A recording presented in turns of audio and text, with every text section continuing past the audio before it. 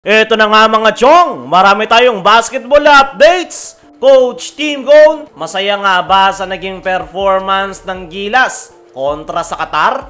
Qatar head coach, may matinding sinabi sa Gilas Pilipinas. Sa nakalipas nga na bakbakan ng ating national team kontra sa host country na Qatar, ay nagawa nga nating makuha ang panalo matapos yung kanilang comeback performance. First to third quarter ay kontrolado ng Qatar. Kaya naman, matapos nga yung nangyaring comeback ng ating national team, ay napahanga nga itong head coach ng Qatar. Dahil ayon niya sa kanyang naging latest interview, ay inamin niya nito na bago pa magsimula yung laro, ay bilib na bilib nga raw ito sa suporta ng mga fans ng Gilas Pilipinas. Sila nga raw ang host country. Pero parang sila raw yung dayo dahil sa sobrang daming Gilas Pilipinas fans ang nanood sa loob ng game venue. Hindi nga raw nila inanticipate na dudumugin ang venue ng Filipino basketball fans at yan nga raw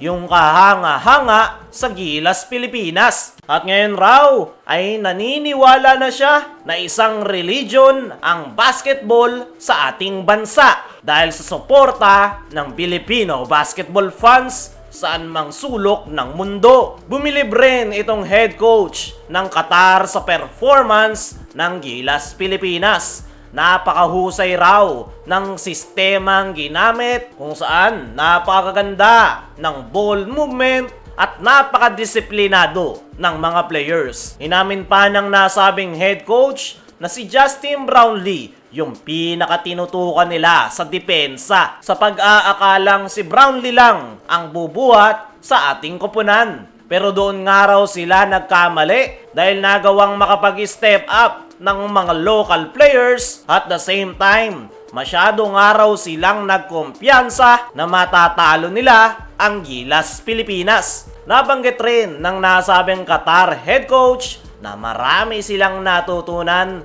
kontra sa ating national team. Isang araw legit contender ang Gilas Pilipinas dahil sa ganda ng lineup at mahusay na head coach. At yan nga rin daw yung nilolooking forward ng Qatar head coach sa kanyang kupunan. At naniniwala nga ito na magagawa rin nilang matalo ang Gilas Pilipinas someday dahil sa ngayon nga raw ay bagong rebuild lang ang Qatar. At once nga raw na muling magtagpo yung landas ng Gilas Pilipinas at ng kanyang kupunan, ay sinisiguro nga ng Qatar head coach na iba na yung magiging sitwasyon at sila na ang makakakuha ng panalo. Eto real talk mga chong, napakalaki ng pinagbago ng laro ng Qatar. Kung noon, lagi lang natin itong tinatambakan. Pero ngayon, nagagawa na nilang makasabay. Dahil FIBA President nga yung backer ng kanilang kupunan kung saan nagagawa nilang mabypass ang hagop rule. Kita nyo naman yung lineup ng Qatar. Halos ibang lahi na yung naglalaro at iilan lang talaga yung may dugong taga-Qatar. Kaya naniniwala ko mga chong